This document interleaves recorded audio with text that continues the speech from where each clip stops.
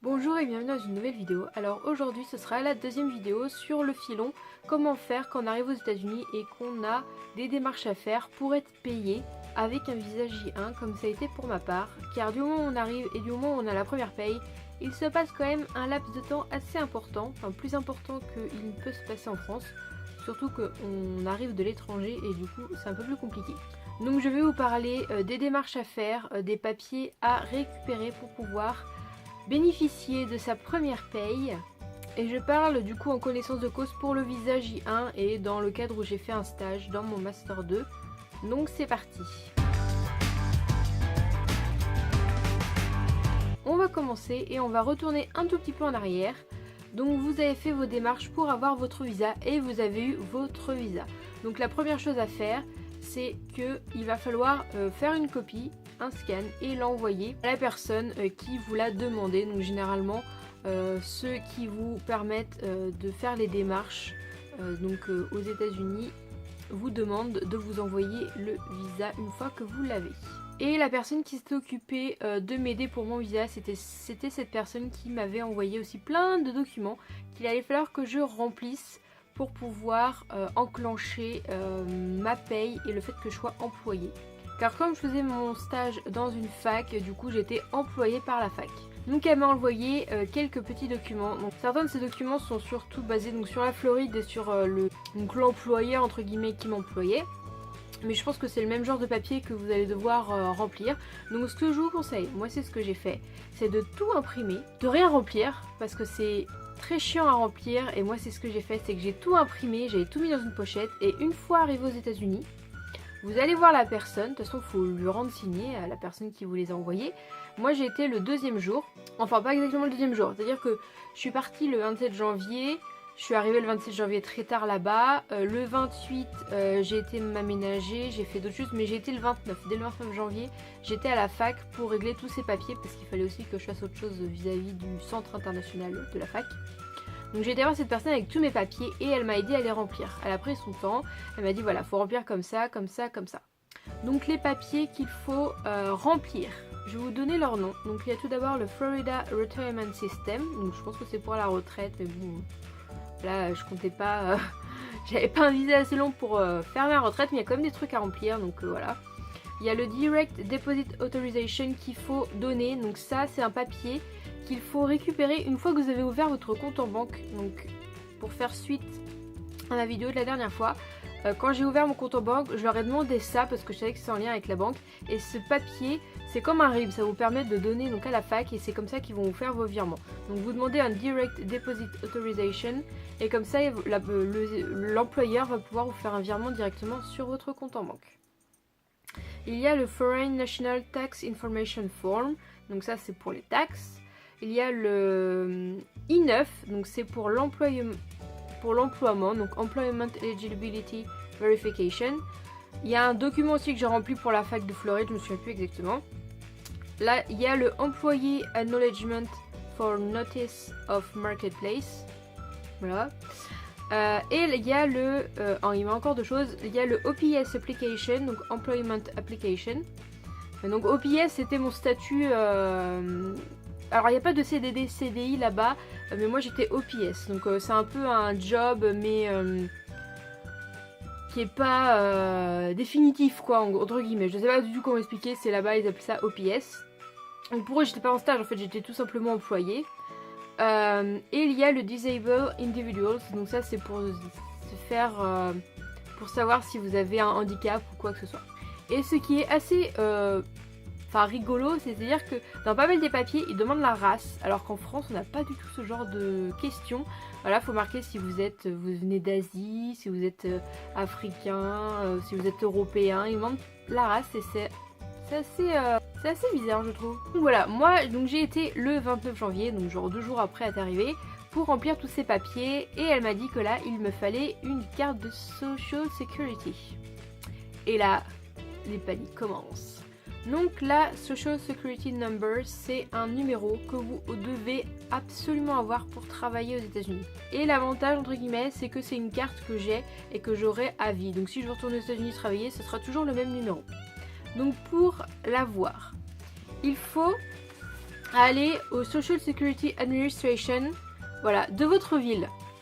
Donc moi c'était à Perpète, j'ai dû prendre 12 bus pour y aller. Non, que 3, mais voilà, c'est quand même beaucoup. Et vous ne pouvez y aller que 10 jours après votre arrivée sur le territoire américain. Parce qu'il vous faut quelques papiers à emmener, dont un qui justifie que vous êtes arrivé sur le sol américain. Et ce papier c'est le I-94, donc je vais vous le montrer. Donc voilà, ça va être un papier de la douane que vous récupérez sur internet. Vous tapez I-94 et en rentrant votre numéro de passeport il me semble, vous récupérez ce I-94. Donc voilà le papier, donc vous avez le I-94 qu'il faut imprimer tout simplement. Donc c'est un des papiers qu'il faut et ça met voilà l'admission, classe d'admission et met J1, donc c'est le visa. Et met la date d'entrée donc le 27 janvier et c'était l'année dernière, donc en 2016. Donc il vous faut ce papier pour aller faire la demande de la carte de Social Security Number. Il vous faut votre DS 2019 évidemment, que vous... faut pas le perdre, hein, faut le garder toute la vie presque. En tout cas jusqu'à ce que vous reveniez en France. Le fameux document pour pouvoir faire la demande de visa, il vous faut ce papier.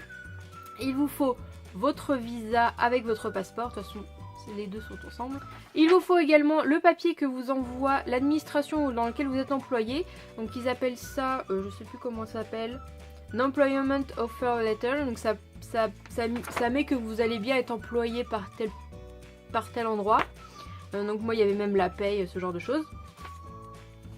Et aussi sur le site de Social Security, vous avez un document à imprimer et à remplir. Donc voilà, c'est très simple à remplir.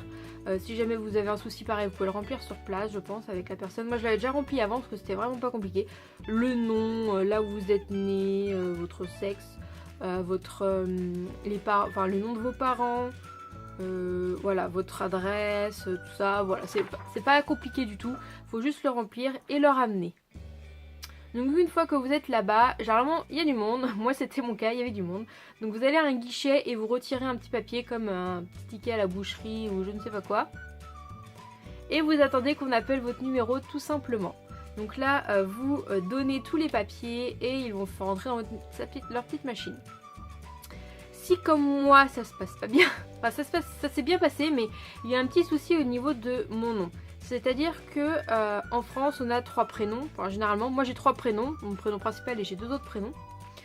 Et l'université de Floride quand ils ont fait mes papiers, ils ont mis mes 3 prénoms comme mon prénom.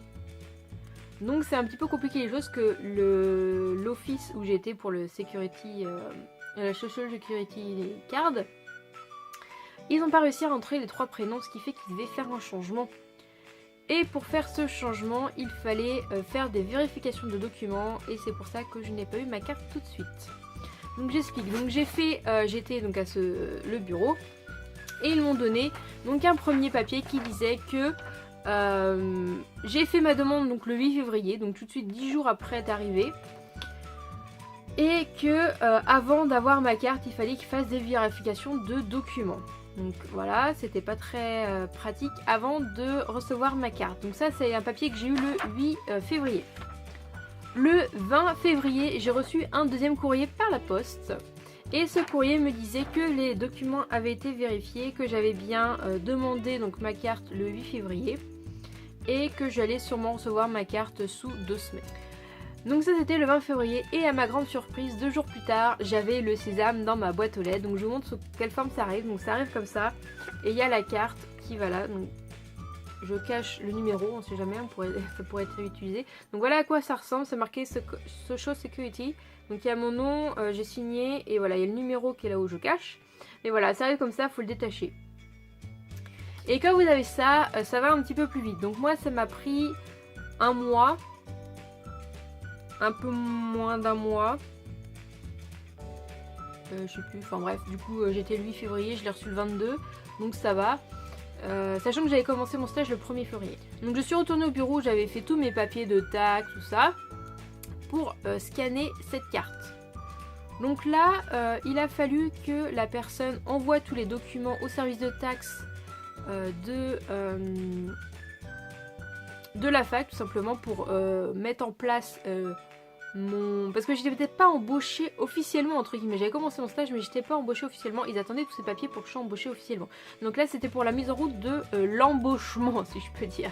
Donc je sais qu'il y a eu plusieurs trucs, j'ai essayé de retrouver les mails mais ça n'a pas été pratique, j'ai dû en supprimer sans faire exprès, mais j'ai dû retourner encore au bureau parce que elle avait envoyé les documents et ils sont revenus, il a fallu que je les signe.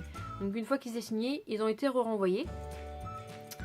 Et entre temps, ce que j'ai pas dit aussi, c'est que j'ai reçu un mail comme quoi ils allaient chercher dans mon historique. Parce que si vous avez regardé ma vidéo sur mes études et mes stages, je suis partie en Erasmus pendant 1 an en Irlande du Nord. Donc j'ai vécu là-bas pendant 9 mois. Et vu que je l'avais déclaré, il fallait déclarer où est-ce qu'on a vécu, tout ça. Ils ont fait des recherches au cas où j'aurais un historique, un background, je sais pas, de meurtrière ou je ne sais quoi. Du coup ils ont fait des recherches en Irlande du Nord et en France, voilà, pour être sûr que mon casier entre guillemets était vide. Donc c'est assez rigolo, voilà, tout ça pour... Enfin moi c'était un stage, mais eux c'était vraiment, on m'employait, donc fallait vraiment que j'ai rien, aucune casserole entre guillemets. Donc voilà, j'ai reçu les papiers des taxes, je les ai signés, ils les ont renvoyés. Et enfin, le 3 mars, j'ai reçu un mail comme quoi mon employement a été autorisé. Donc j'avais accès sur internet à mon compte de l'Université de Floride, où j'allais pouvoir rentrer mes heures pour être payée. Donc le 3 mars ça a été approuvé, donc soit plus d'1 mois après que j'ai commencé mon stage. Je n'avais toujours pas eu d'argent évidemment. Et là, donc, normalement je devais rentrer mes heures dans un système, mais j'ai appris que c'était une dame qui le faisait à ma place. Donc en fait elle rentrait 40 heures par semaine, enfin c'était 8 heures par jour. Et ça se faisait automatiquement et j'ai reçu ma première paye le 18 mars. Alors ce qu'il faut savoir aux États-Unis, c'est qu'on est payé tous les 15 jours. C'est que quand vous travaillez du 1er février au 15, donc en gros une période de 2 semaines, vous serez payé pas le 15, mais le vendredi de la semaine d'après. Donc qui fait que pour la période du 1 au 15, vous êtes payé le 22, quelque chose comme ça. Ce qui fait que moi, vu que le truc s'est mis en place le 3 mars, je crois que le truc, enfin, la période de travail se fermait juste avant et la paye tombait une semaine après, mais moi c'était trop tard en fait, les heures n'étaient pas rentrées, enfin ça n'avait pas été mis en place, du coup c'est pour ça que j'ai été payée que le 18 mars. Mais j'ai été payée sur tout ce qui me manquait entre guillemets, donc depuis le 1er février. Bon, je sais pas si c'était très clair toutes ces explications, mais voilà à peu près comment ça se passe et j'ai bien eu un virement sur mon compte bancaire américain. Donc voilà, j'espère que cette vidéo n'a pas été trop compliquée à comprendre, que vous êtes retrouvés un petit peu. J'espère que ça vous aidera si vous allez bientôt aux États-Unis faire un stage, que vous allez devoir être payé. Prenez votre mal en patience, vous allez être payé, ne vous inquiétez pas. Ça prend juste un peu de temps, mais après ils sont vraiment très réglo. Tous les 15 jours après, vous êtes payé. La prochaine vidéo, je ne sais pas laquelle je vais faire. Si ce sera sur l'abonnement téléphonique ou comment prendre un appartement, vous verrez bien. De toute façon, je vais toutes les faire, enfin au moins les deux, et j'ai peut-être d'autres idées aussi pour vous faire des vidéos comme ceci. Donc on se retrouve la semaine prochaine dans une nouvelle vidéo. À bientôt.